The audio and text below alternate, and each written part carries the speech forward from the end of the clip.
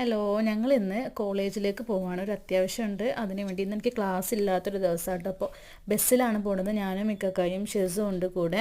ഇതേ ഞങ്ങളപ്പോൾ കോളേജിലേക്ക് പോവാണ്. ഇന്ന് എനിക്ക് ക്ലാസ് ഇല്ല, ഓൺലൈൻ ക്ലാസ് ആണ് വൈകിട്ടുള്ളത് കേട്ടോ. അപ്പം കോളേജിൽ പോകണം. ഷെസുവിന് ഐസ്ക്രീം കഴിക്കണം അല്ലേ ഷെസു?